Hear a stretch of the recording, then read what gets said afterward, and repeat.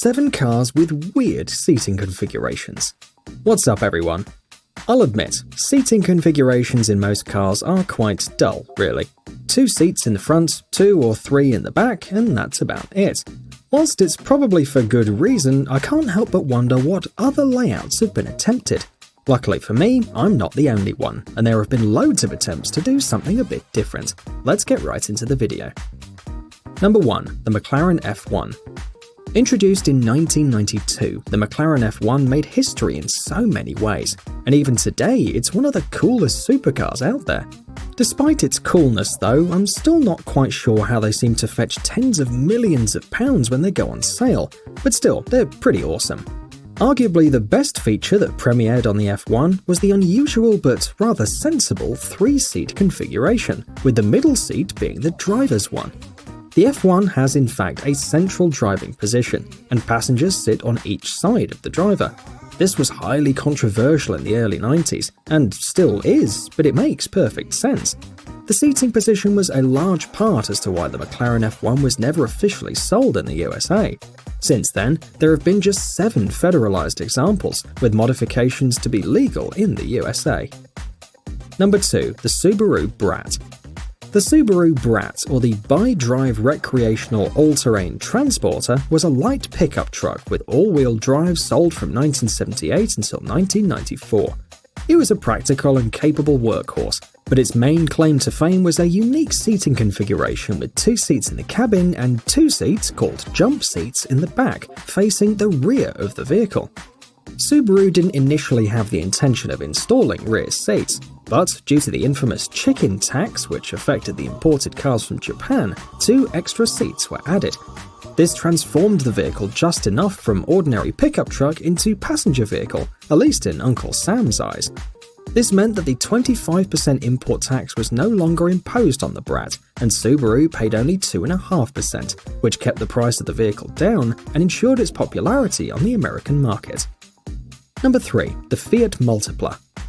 Apart from being one of the ugliest cars ever produced, and the constant butt of jokes in the automotive world, the Multipla is, in fact, a rather practical car. It has tons of room inside thanks to its boxy shape, a solid boot space, low running costs, and these days can be purchased for as little as a couple of £100. More interestingly, however, is its clever 6-person seating configuration. The Multipla has 2 rows of seats, and each one of them can hold 3 people.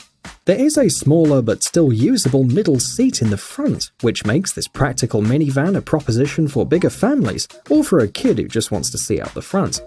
All seats are adjustable too, and you can even remove the entire rear bench or the middle seat. This means that you can transform the car from a 6-seater people carrier to a 2 or 3-seat van, ideal for mountain bikes, tools, or any other bulky items. Number 4. The Matra Bagheera. Popular in the 70s, French boutique manufacturer Matra was always a very innovative and forward-thinking company. In 1973, they released the Bagheera, a small but very modern-looking sports coupe with a twist, a 3-seat configuration.